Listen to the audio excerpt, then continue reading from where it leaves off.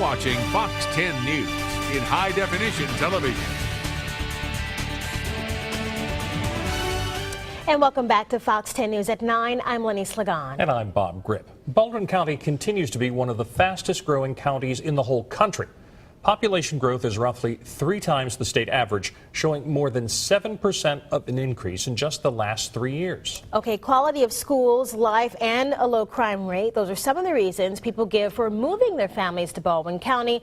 But are those just perceptions or reality? Fox 10 News reporter Hal Sherrick takes an in-depth look at this question, as well as the challenges that Baldwin County faces keeping up with the growth.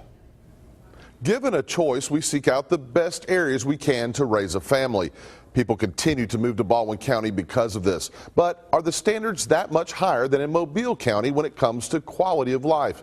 At the rate Baldwin County is growing, there are already growing pains. To keep up with the pace of growth, changes have to come. If they don't, some researchers say it could cripple Baldwin's economy. I took a deeper look into the challenges ahead in this special report.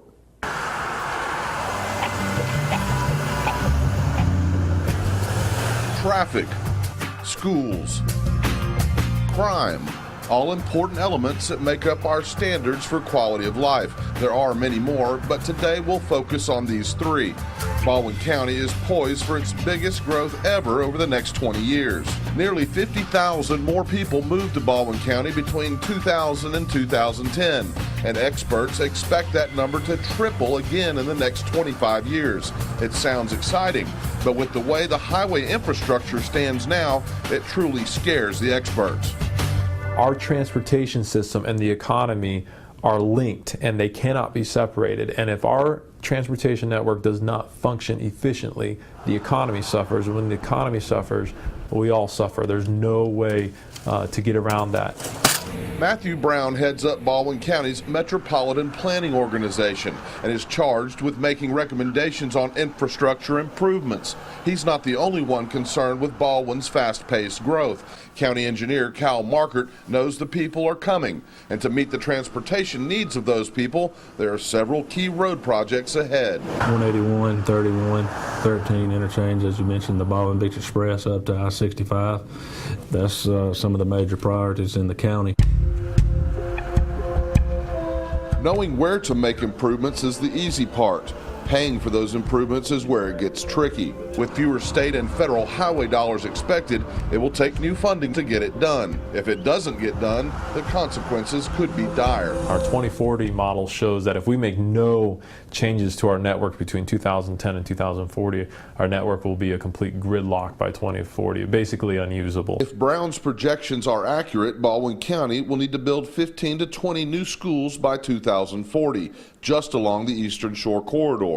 When I saw the crisis that appears to be coming down the road, no pun intended, I was really caught off guard by it. Spanish Fort is one of the fastest growing areas of the county, and projections have it growing at an even faster pace in years to come. Rockwell Elementary here is already adding classrooms to accommodate more students, but experts say soon additions to schools just won't be enough. They've got enough portables there to pretty much fill that wing quickly. So in that area, we're going to have to build a school someplace to take pressure off of Rockwell and the Spanish Fort feeder pattern. Rockwell and Spanish Fort aren't alone. Construction of new classroom wings is going on elsewhere too. Are the schools that much better in Baldwin County than Mobile County? What's your explanation? How do you know it's half the circle and 180 degrees? Write that down for me. One of the major factors school systems are judged by is standardized testing. Each year, students in grades 3 through 8 are tested on reading and math. In 2013, the last year of the ARMP test, Mobile County schools outperformed Baldwin schools with notable differences in the above average, average, and below average categories. The graduation rate is another way to look at the success of a school system. Mobile County schools' graduation rate has jumped by 5% in 2012 from 70 to 75% in 2013. Baldwin County showed an increase from 2012 to 2013 of 6%, putting them at the 80% graduation mark. With graduation rates already on the rise, Mobile County School Superintendent Martha Peak hopes that trend will continue. We anticipated increasing to an even higher percentage this year. Also, our signature academies that our students are moving into and excelling in. Our elementary students that are having great success with reading, literacy, and mathematics. So overall, our success stories are all 59,000 students who are moving forward academically. Mobile schools and roads have their growing pains too. As the population continues to migrate to the west and south, Baker High School has become one of the largest schools in the state, and traffic on Airport Boulevard and other east-west arteries continues to get worse. Ultimately, beauty is in the eye of the beholder, and both counties have their challenges logistically and financially. There are still plenty of folks who think things are moving too fast. Coming up later in the show, we'll take a look at the pressing public safety issues and crime rates in Baldwin and Mobile counties, along with what measures need to be taken to keep up with Baldwin County's rapid growth.